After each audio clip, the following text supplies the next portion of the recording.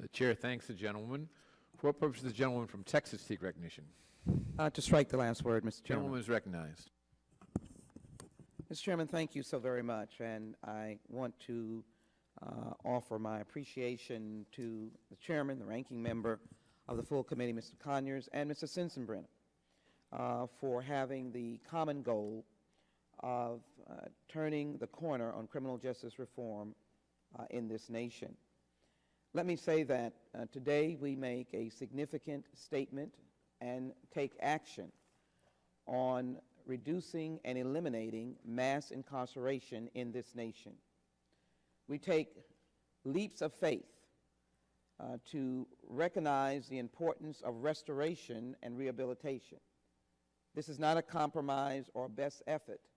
It is actually a reality of laws, provisions that will in fact be placed in the criminal justice system, giving added tools to defense counsel and prosecutors to have a fair and even playing field for those nonviolent offenders who have come in the crosshairs of the criminal justice system and need another opportunity. It will be a lifeline for families who have waited for years for their loved ones to be released. And no, it will not add to the crime of this country. In fact, it will give more tools to those who will be released to tool this country and make it a better place. So again, I extend my thanks to you and the ranking member Conyers, who has a long history of justice issues in this Congress and in the nation. I thank you for the hard work and for the listening session that I willingly and participated in and supported, as well as the overcriminalization effort led by Mr. Sensenbrenner, the ranking member, in the last session, and the many members on this committee, Republicans and Democrats. I want to thank you, particularly those who participated in the overcriminalization task force. Your work has been the embodiment of this legislation, and we thank you so very much for your work. When we began this process, our desire was to form a consensus, not to overstep the values and the heartfelt positions of many on this committee. It was to work step by step to build a consensus, not something often seen over the years, and how befitting it is that a committee that has its hands around the justice system of America could find consensus on such a contentious issue, and one that has hurt so many families across America. We began our task force with the knowledge that truly meaningful reform requires us to look at every piece of the system, from policing to charging and convicting, and from sentencing to the collateral consequences awaiting incarcerated individuals. We set our sights on comprehensive reform that tackles sentencing, prisons, overcriminalization, youth justice, civil asset forfeiture, reentry, policing, criminal procedures, and the most recent addition, mental illness. And I am grateful that the chairman says we will tackle all of those issues. That is an important step.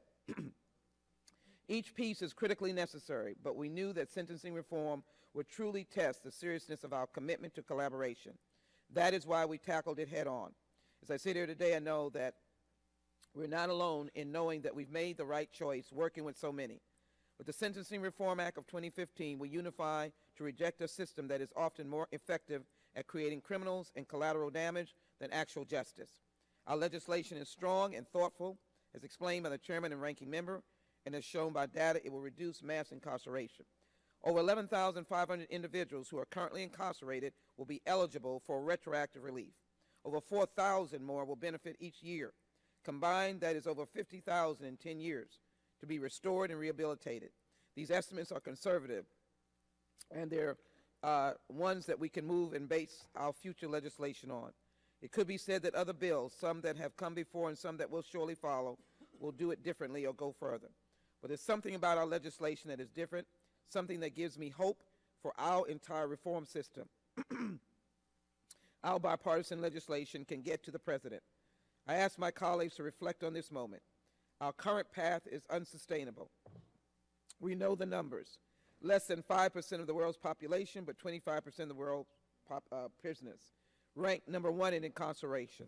The cost of this system is incredibly high, $80 billion.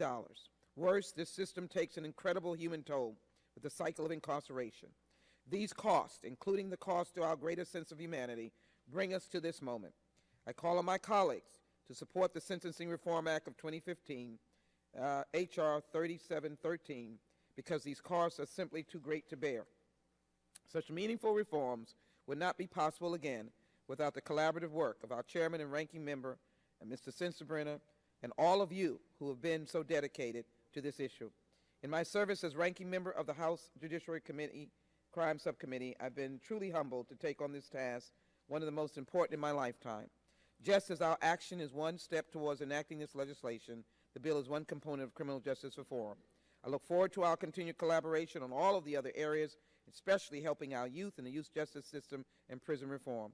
The bipartisan legislation and the leadership here should truly make a difference in the lives of so many. Mr. Chairman, with that, I yield back.